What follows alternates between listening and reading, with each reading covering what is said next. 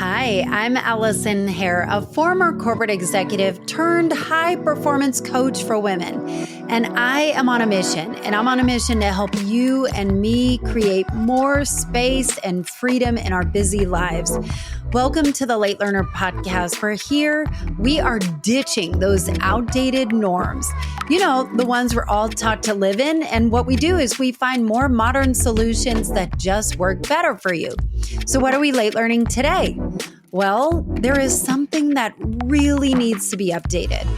The days of transactional business relationships and tired golf outings and happy hours, they all just seem a little stale. And not only that, I think we're craving more of a blend to get to know people we do business with as humans. So how do you change the game of your business relationships? Well, I searched and I found the most perfect person to help us do just that. Barb Betts is my guest today.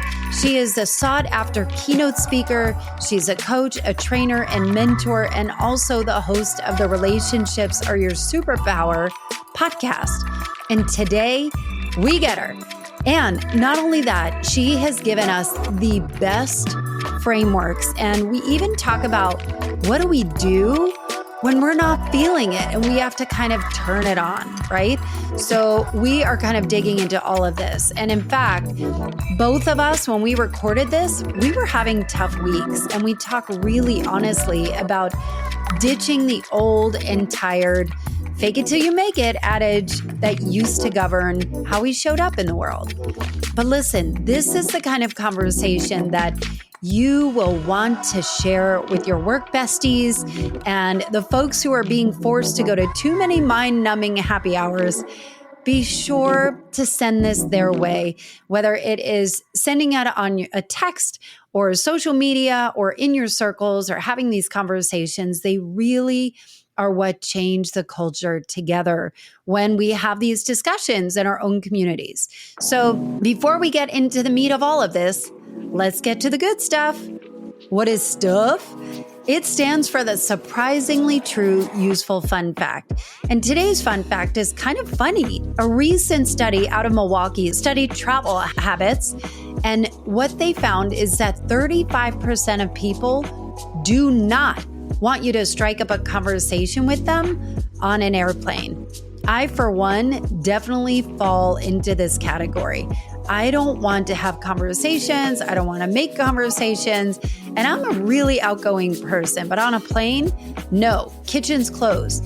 The airplane is my happy place where it is the one time I'm not distracted by anything and can peacefully and joyfully watch whatever documentary I find on Delta on its teeny tiny TV in the back of the seat in front of me. Another weird fun fact is that 9 out of 10 people think it's bad etiquette to take your shoes and socks off on a plane. Hello, who is that one person that thinks it's totally fine? Gross. Okay, let's get to my chat about revamping our business relationships with Barb Betts. So somebody has like a walk-on theme song. And my guest today is Barb Betts, Barb Betts. Oh my God, you're cracking me up right now. Well, thank you for having me, my friend. I love my little song. It's so fun. Well, I'm so excited to finally have you on my podcast.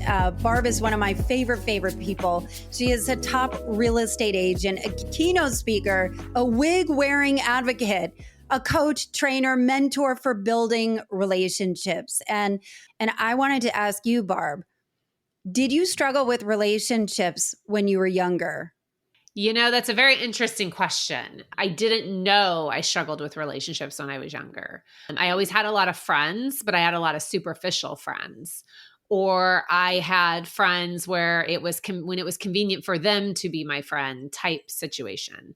You know, one of my mantras that I have that I learned really late in life is that you can't have authentic relationships with anyone else until you have one with yourself. And so I can say that some of the things I've worked through as an adult are definitely things that I learned in my childhood to have be vices or crutches to me. So I've always had a lot of friends. And the nice part is, as an adult, as I've figured this all out and really dug deep and fixed some things with myself, again, that authentic relationship with myself. Not only is my relationship with myself stellar, but, my relationships throughout my life are, at a next level too. I wonder what made you focus, because your background is in real estate. You're super successful, Yes. own your own team. Yes. You're the broker of record. You're all of these things. Yep. What was it about relationships that really made it your cornerstone and your hill to die on? It truthfully was that I was not, when I got my real estate license, I got my real estate license 21 years ago, and I got it to do three things really. One, I did not get a chance to go to college. I had a child very young. And so that was before remote learning and all the things we have now. And so I didn't have this opportunity to fully dive into college. And I wanted a degree. I wanted a certificate. I wanted something, a license. I wanted something in life that I could say, I am a blank. That had some kind of identity and authority to it. The second reason I got my license was because I wanted to be a different mom. I wanted to be a more present mom. My kids were little at the time, and I had an awful boss of a human who was female and who told me one day when my daughter was deathly sick that that's why working women have nannies, that you should have a nanny at home to take care of your sick kids. Not how I was going to live my life. Yes. And then the third reason that I got my license was to help friends and family and to help people get through a very challenging transaction and one that I had an awful experience with. And I was kind of like, if I had this bad of an experience and this person got paid this amount of money, then I could maybe do better. And so that's kind of how the whole world of real estate aligned. Independent contractor, run my own business, pick up my kids at 3:00 if I want to, and help friends and family. And I got into the business, and then I was taught to do a bunch of transactional lead generation. Cold calling, door knocking, and internet leads soon became a thing after I got my license. And the true story is I was out knocking doors, saying my script as I have been taught, and I was getting door slammed in my face and door slammed in my face and door slammed in my face. And I went to the next door, and I remember going up to this door, and I remember it being this aluminum screen door with the aluminum on the bottom, the screen on the top, and the little push button. Like, you can picture what kind of door I'm talking about. And I could tell it wasn't latched. When I knocked on it, it shaked really loud. So I could tell it wasn't completely latched. And as I knocked, I heard this ferocious sound come running towards the door. It was loud. It was angry. It was barking ferociously. And I thought, this dog's going to come through this door. And it did. It ran, it hit the door, and it came through, and I went running down the street. Thankfully, there was no Ring doorbells or cameras back then. It would be probably a hysterical video if we had it today. And there was a gardener down the street doing his business, and he blew that little dog back to its house, because you're picturing some giant ferocious dog. It literally was an ankle biter. But I got in my car, and I literally said to myself, I'm not doing this. This is awful. This is not what I signed up for. At that moment, I decided, you know what? There's got to be a different way to do business.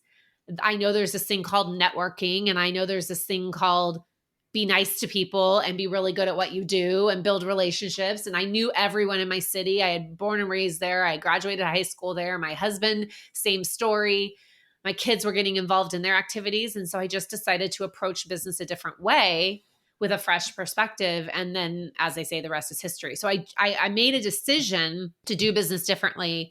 And then it just snowballed into, hey, this is really a thing, and this really works. And from that point forward, I still to this day have never spent another dollar in cold advertising or cold outreach or transactional ways of doing business. Well, here's what's so interesting about you specifically is that I feel like all of the things we've been taught as a salesperson, as a business person, what networking is, what getting referrals, all of those things, you turn all of it on its head. And I wonder, from your perspective, because this is what you study, this is your zone of genius, what are we getting wrong about relationships? What needs to be updated?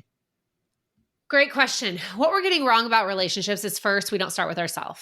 So, start there. You have to identify, are you really showing up as the real you in front of your relationships, right?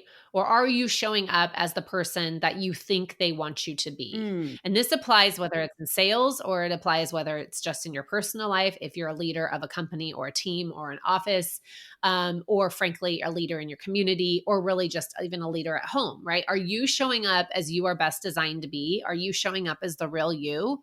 Or are you showing up fake and pretending to be the person they want you to be, saying the things they want to hear, otherwise known as people pleasing, right? I always say I was a professional people pleaser. Hmm. And I realized one day that by doing this, I'm simply creating people that are stepping on my doormat, superficial relationships. I don't even really like the person, but I'm pretending I like them. Hmm. Why?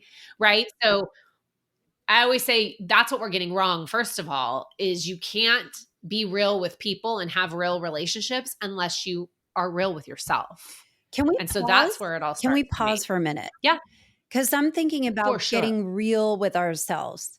So, as a woman representing women in midlife, I do feel like there was an element of being in the corporate world or being in a traditional role that you are required to act a certain way. And for somebody like me who had a lot of passions outside of work, it always felt like I had to hide my real self, because if I did, it would feel like I was not committed, I was distracted, I wasn't focused on it, or maybe I was incompetent.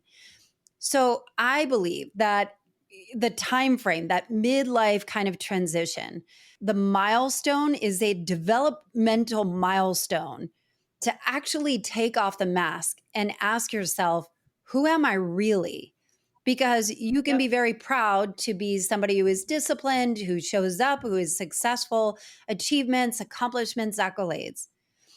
But what does it mean to show up authentically when, like, who is the real self? And I think that is the work that we need to do, and why we feel so much friction, because we realize, wait a minute, a lot of that was bullshit. I Mhm. would love your Yeah. thoughts on that, because you talk a lot about authenticity, and I know it's a buzzword, but tell me more about your perspective. It is a buzzword, but it's real, right? It's a real problem in our world. And so for me, authenticity is a combination of realness and vulnerability, right? Being real and also being vulnerable. And being vulnerable is putting yourself out there whether people receive it or not. Right? That is being vulnerable. Vulnerable is not just telling everyone everything about your life, but Mhm. it's saying, I'm okay if you don't like me, and being okay with it. And that's really, really hard, which is why when I teach this framework in my keynotes, I teach a fake framework. How do you be real? How do you show up as your best authentic self? Well, you stop being fake. And fake is forget people pleasing, like stop people pleasing, as hard as it is. The A is accept and acknowledge who you are, right? Like accept your gifts, acknowledge who you are, understand that there is no one else like you on the planet, and that is your superpower, period. When we're trying to be someone we're not and we're not showing up as our authentic self, the person in front of us can sense it. Or they're going to want to do business with the person that you aren't, or do life with the person that you aren't. And then you're going to let them down because you're not going to be able to keep up that facade. The K is kick comparison to the curb. You mentioned it, right? And Mhm. women are the worst at this. Men do it too, believe it or not. But women are the worst at comparing their journey to someone else's. And I get this all the time in my industry. New agents want to compare themselves to me. And I'm like, you guys, I'm in chapter 21. You're in chapter 1. My book has a lot of chapters in it, a lot of life lived, a lot of lessons learned. You cannot compare your story to someone else's. Mhm. And also understand that their story probably isn't authentic that they're showing online, anyways, because that's where most people get caught up with this. And then the E is eliminate exaggerations. And from this What point, does what I that mean mean? is What does eliminate exaggeration? I used to teach a mantra, fake it till you make it, right? I used to Ah. teach this mantra Mhm. of like, if you pretend you are, you will be. And what I learned forever ago is that the mantra I live by now is act as if instead. So instead of faking it, instead of exaggerating things, then act as if you're already the person you want to be. So we all know that there's people that we admire, there's people that we're envious of, Yeah. there's other people in our career, in our life. It could just be another mom that you see every day at the baseball field that you're like, she looks like she has it all together and her kids love her and her kids respect her and her husband and her have a great relationship. Well, then what are clues you can watch? Like, for instance, if someone has a great relationship with their husband and you chat with them and they're like, yeah, every week we do date night. Every month or every 3 months, we go away for 2 nights together. Okay, well, maybe you should start doing some of those things, right? If you have someone you admire in business and they're doing better than you, or they have a business you admire, well, what time do they get up every day? What do they read? What kind of lead generation are they doing? Start doing that. And you'd be amazed how quickly those habits that you're emulating that someone else does turn you into the person that you want to be. So you're not faking it. You're just telling yourself, I'm already there, right? It's like writing affirmations in the I am instead of I want. I always write them in I am. And then all of that bleeds through being authentic. You do those things. If you forget people pleasing, acknowledge who you are, stop comparing yourself to others, and stop exaggerating your life and just be real with people, then you're living an authentic life. Yeah, I think even with the last one, I want to acknowledge one piece of this. Barb, you and I share something that you and I are both known as people that are upbeat, bright, peppy. We come in as a force, right? Like that's who people know us to be. And in full transparency, and I shared this before, I'm not like at my very best before that. I'm excited to talk to you, Yeah. but like just being honest, stuff's going on, Yeah. whatever. And I'm like, you know what? I Yep. need to show up for Barb. And so I can show up as like Barb Betts, Barb Betts. Am Yeah. I being fake? Hey, it's Allison. Thanks for listening. Did you know that the ideas shared on this show are something I can help you implement in your own life? And especially if you're in a spot where you are wanting to do something new or different. But the moment you start going down that path, you start getting overwhelmed, almost like frozen, trying to figure out where to start. This is where clarity and next steps can really help. As a Swiss Army knife type of coach, I help high-performing women get the results that they want. And I'm offering a free brainstorming session for you with just me, one-on-one. And you can get it at allisonhair.com/schedule. And let's see what we can come up with together. If you feel stuck or questioning, I promise you will thank yourself for it. Is this me being fake? No, because we all have internal things that go on in our life that we still have to put our big girl pants on and big boy pants on every day and deal with, right? So now if you truly felt like Allison cannot show up as Allison today, then yeah, of course, call a timeout, call an audible, send a message saying, I just can't do it today. I have a lot going on. I hope you respect this. But if you feel like you can muster up the energy and courage to still be Allison, no, I do not think you're being fake at all. Because guess what? Before we started this call and I made a comment to you, you responded in the affirmative. You didn't hide it. You didn't sugarcoat it, right? I started our call off today. Transparently, I'll tell the world, I've had a really, really crappy 2 weeks.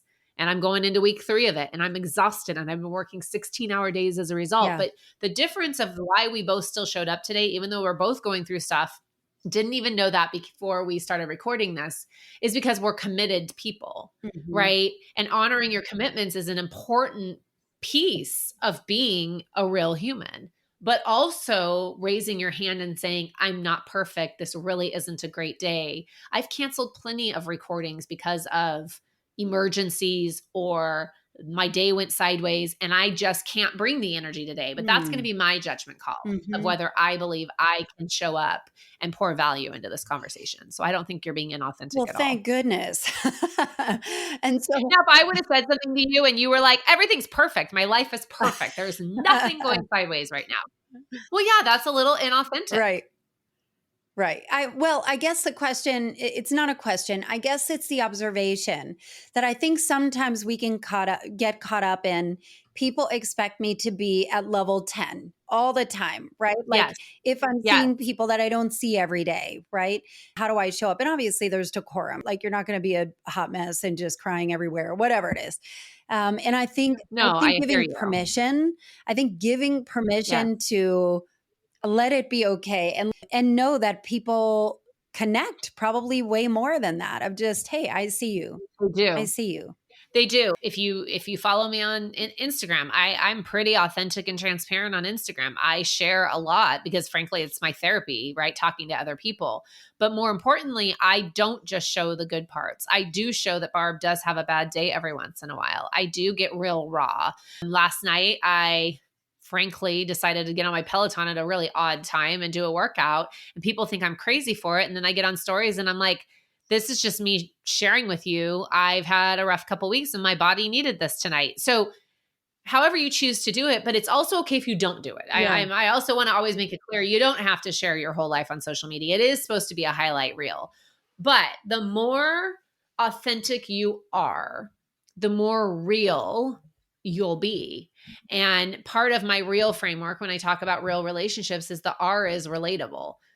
The more relatable you are, the more people can connect with you as a person and understand that you are just like them and every day isn't perfect and maybe every month isn't perfect and some seasons aren't perfect.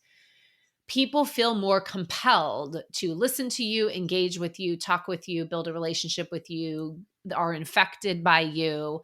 And you're right. I typically am known for being full of energy and sparkle in a room and all the things. But then there's other days I just don't have the energy anymore. And so much of this, one more thing to this point, Allison, is so much of this is also personality based. So I have a personality profile that was done by a company years ago that I belong to, and it's more of a interview style personality profile. This isn't a like disc or a take a Yeah. quiz or a Myers-Briggs. This was done by a professional trained, Interesting. Cool. What is it? What's it yeah, called? and they interview. It's called the Heritage Profile. It's now owned proprietary by this coaching organization. But they interview you and they listen for repetitive words, they listen for tone, they listen for what Oh, you say over and over again. And one of the things they tell you is your people style. And I am gregarious, which means I have a huge people tank and I can handle people and energy for days and weeks and hours. Now, when I fall down and I'm done. Like I shut down. Then there's people like my husband who have a middle level people tank, right? And a different energy for people. And he has to like leave and get refilled up before he can come back to the cocktail hour. I'm at the conference with people, run upstairs just to change. And I want to get down to the bar as fast as possible yeah. because I want to talk to more friends. And he's like, can we just stay up here for 10 minutes? Do you see what I'm saying? So Right. I also don't compare yourself to me or Allison who have this like huge energy level that we get refueled by people and some people don't. So that's something else to remember always is that not everyone has the same energy you do for certain things in life. I love this. And so I'd love to understand, and thank you for sharing that. You are like the queen of acronyms and frameworks.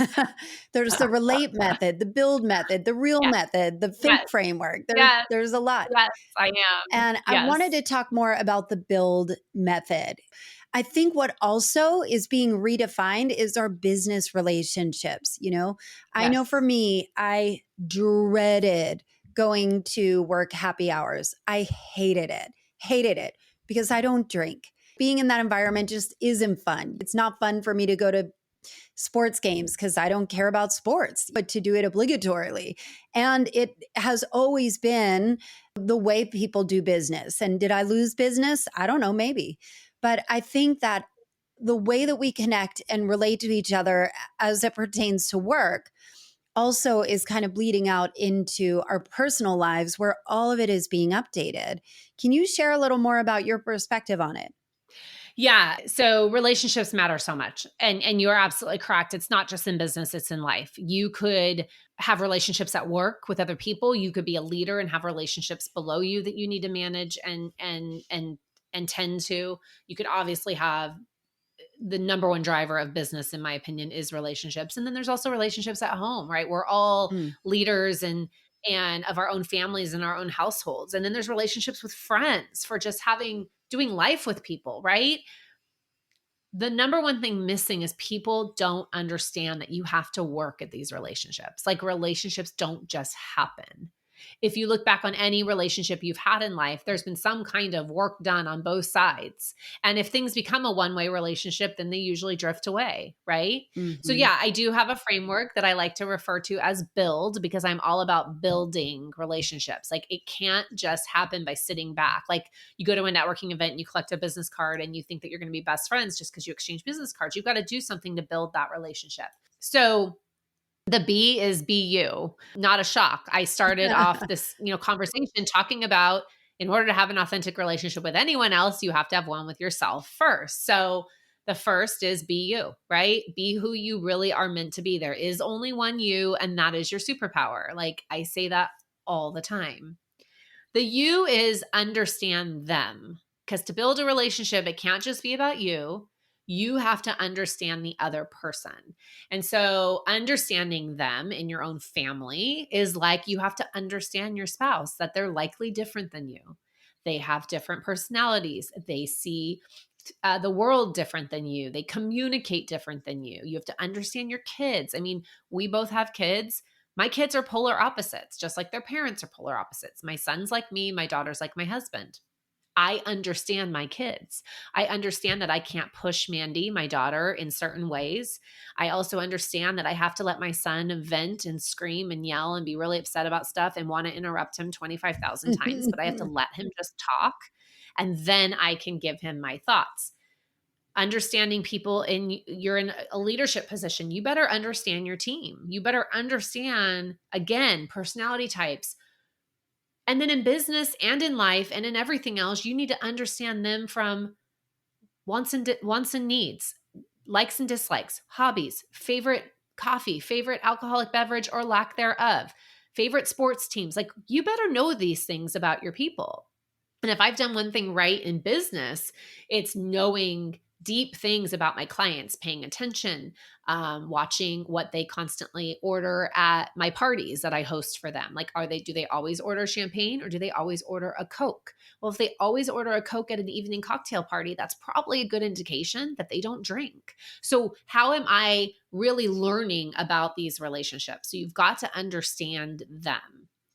And then the I is invest time. Relationships don't happen if you don't invest time. This is the piece that most people get wrong. You want to have a good relationship with somebody, you better invest time in the relationship. And in business, I teach the strategy of, you got to have a way to stay in touch with people. You got to have a way to communicate with people. You got to have a way to check in on them and just say, hi, how are you doing? Mm-hmm. Like, I'm thinking about you. Like, all these things that people just kind of leave to chance. The L is leverage moments. There are so many moments in life that we're not leveraging. And I'm talking about people's birthdays. I'm talking about special moments in their life. I say everything and everyone is sharing everything online. You're just not listening, right? For the most part, people are going to Facebook when someone passes away in their family. People are going to Facebook when they're celebrating their child's graduation from college. Right now, this week, that's my entire feed. Right. Yeah. Reaching out and texting a client or a friend to say, oh my God, the graduation looked great. William looked so happy. I'm so proud of him. That kind of message goes a mile long and is completely different than commenting on the post, I promise you. Or identifying that a friend's having a bad day. I'll never forget, during COVID, one of my clients, who's also one of my dear friends, she was the beginning of teaching at home. It was the beginning of the pandemic. And she's a teacher by trade. She just chose to stay at home and raise her children, but she has a teaching credential. And she put a picture up of her kids, like as mugshots. And she's like, the teacher is firing herself. This one said this to me today. This one said this to me today. I'm done. Mama needs a break. And I was on my way to the store to pick up something for dinner. And I went, and I know Jamie. I understand her. I know her favorite thing ever is lime bubbly and vodka. And so I bought her a handle of Tito's and a pack of lime bubbly. And that was when you couldn't knock on the door and see anybody because, you thought you were going to die. Yep. And so I left it on the porch. I put a note card on top of the lime bubbly, and it said, for the teacher. And then I texted her and I said, I just left something on your porch. That is absolutely leveraging a moment. It was because I was at the store. I had just seen the post. Like, take advantage of things that people are telling you and show them that you care. Do it authentically, but leverage moments. There's so many moments that we're not leveraging in life. Then the last one is deliver value. And deliver value is definitely designed for business owners completely, because if you're not delivering value and you're not reminding people that you're good at what you do constantly, they're not going to do business with you or send their friends. But we can also deliver value in life, right? We can deliver value by knowing a friend is having a rough time and saying, "Hey, can I pick up your kids for the afternoon and take them for ice cream?" Right? Let me pick up your kids. Like, the mom, you see her at school every day, she's having a rough time. Let me pick up the kids today.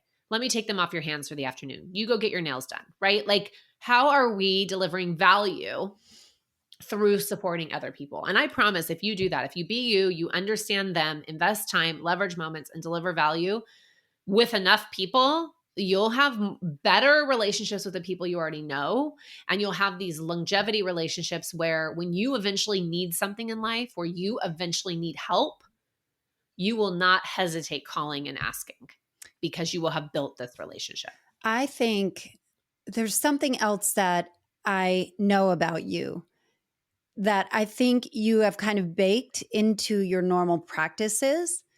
And you could tell me if I'm wrong, but I think that you have a notebook where you're constantly taking notes about the people you know, their idiosyncrasies, their preferences, their likes, maybe things that are going around.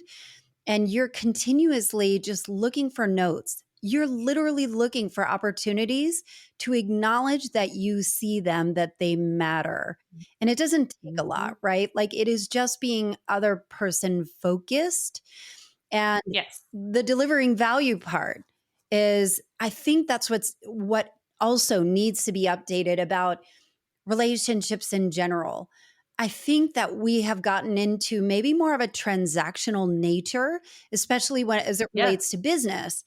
And what does it look like to almost reset the expectation that this is a long-term build, sustainable plan of how do you grow roots? How do you grow deeper?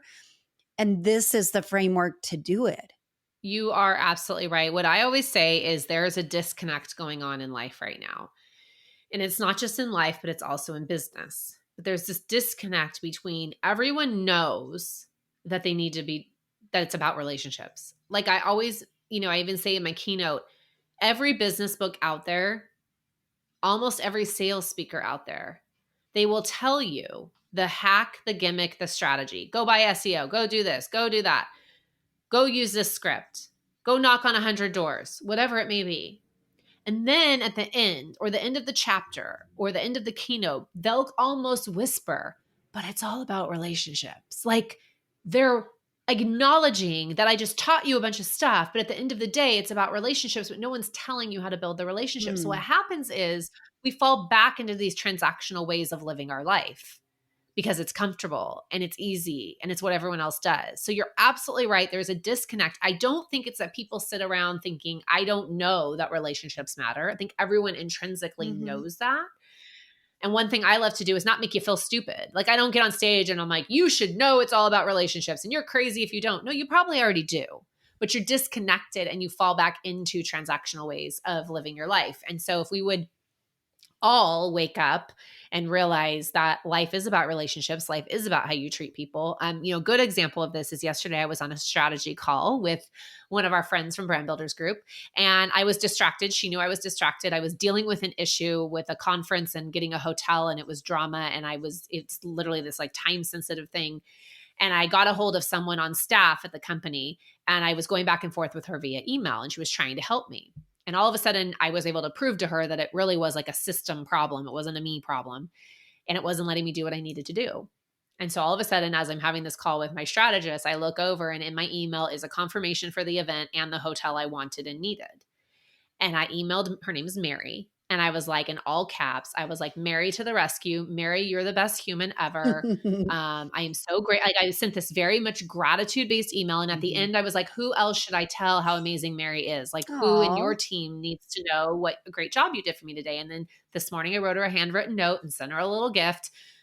All of that happened for me, just, you're right, naturally. And Amy on my call, my strategist, was like, do you realize what you just did? Like, nobody does that anymore. Most people would just say, thank you, appreciate it. You like wrote a novel to her because I was typing it out loud because Amy was like invested in the outcome of this hotel because she had been dealing with me for an hour, right? While I was doing this. And you're right, Allison. I don't even notice that I do it second nature, but it's because I built up this habit and this mindset, and it is who I am naturally. And I talk to salespeople who are like, well, I don't really like my people. I'm like, then you should get out of sales. Like, you should get out of sales, right? There are transactional industries and sit behind a computer then and write some code or something. I don't know.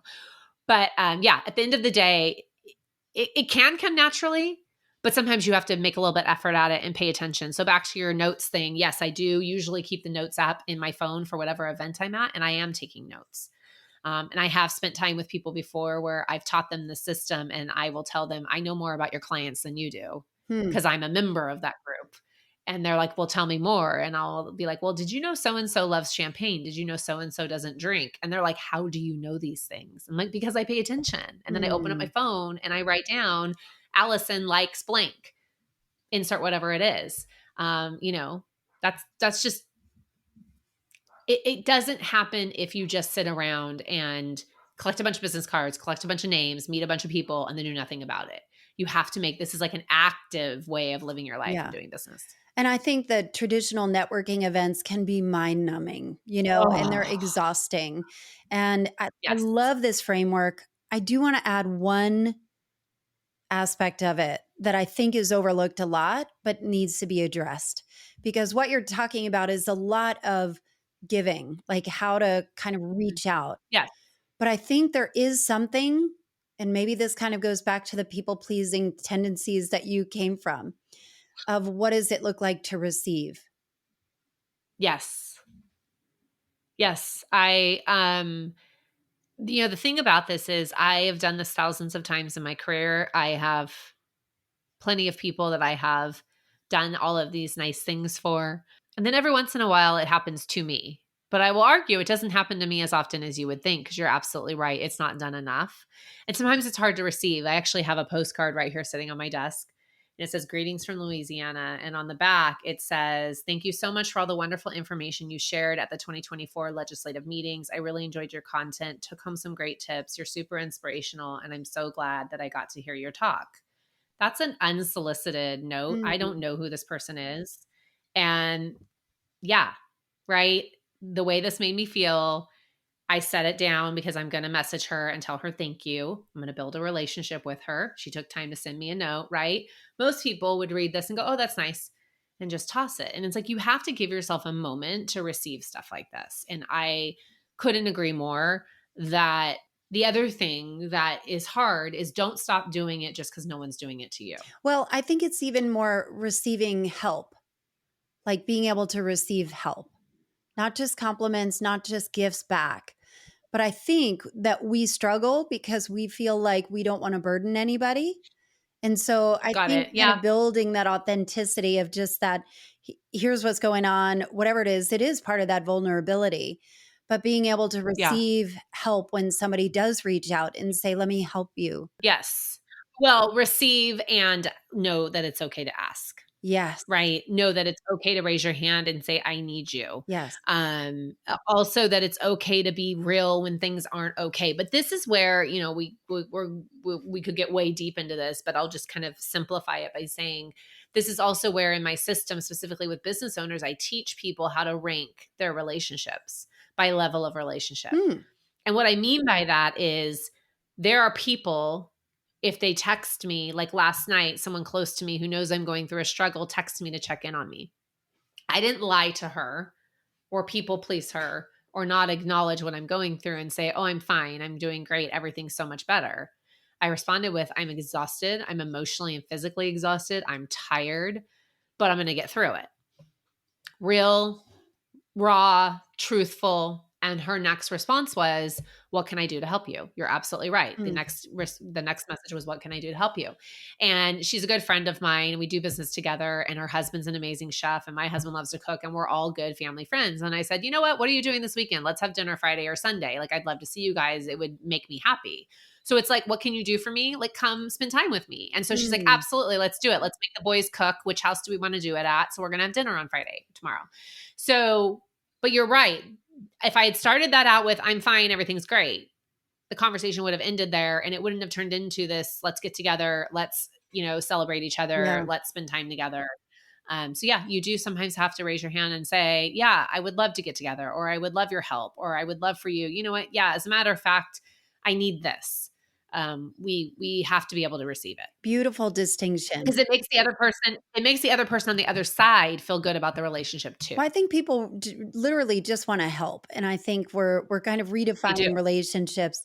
And this podcast is called Late Learner. Barb, what have you learned lately that you were wrong about?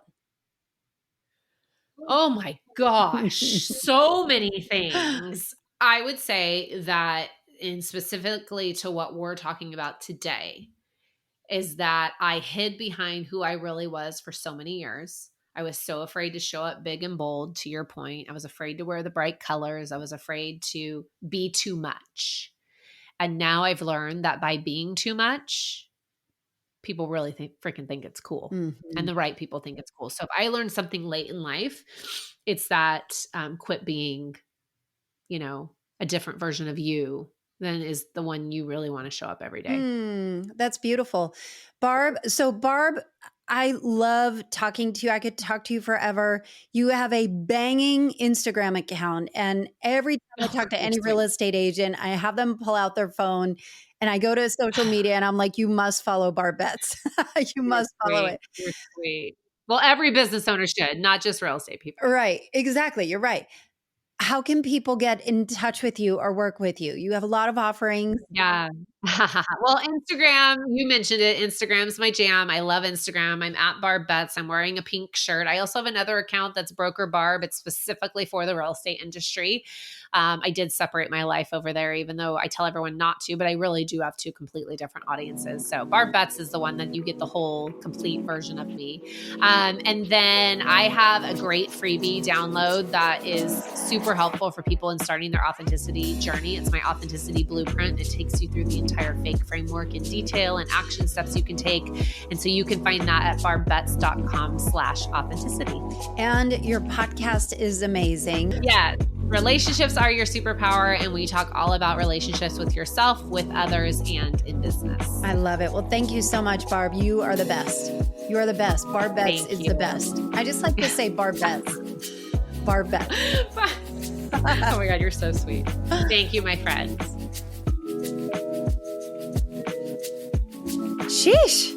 Barb Betts is amazing. The frameworks are so helpful. I love the build framework, the fake framework. She's got them all. And I've linked her info in the show notes so you can get these all for yourself and listen to her podcast, Relationships Are Your Superpower. As for you, what was your biggest takeaway from today? Will you share this episode with some of your work colleagues and friends who could really up their relationship game at work and beyond? You think about all the hours that we spend at work. You might as well make those relationships really invested in the right way. The more you keep talking about these topics in your own circles, in your communities, and beyond, the more our lives change for the better. Leave a review, post on your socials, tag me, let's keep talking.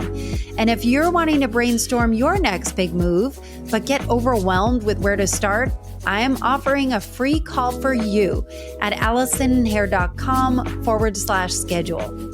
Thanks for listening. And until the next episode drops, I'll see you on the socials.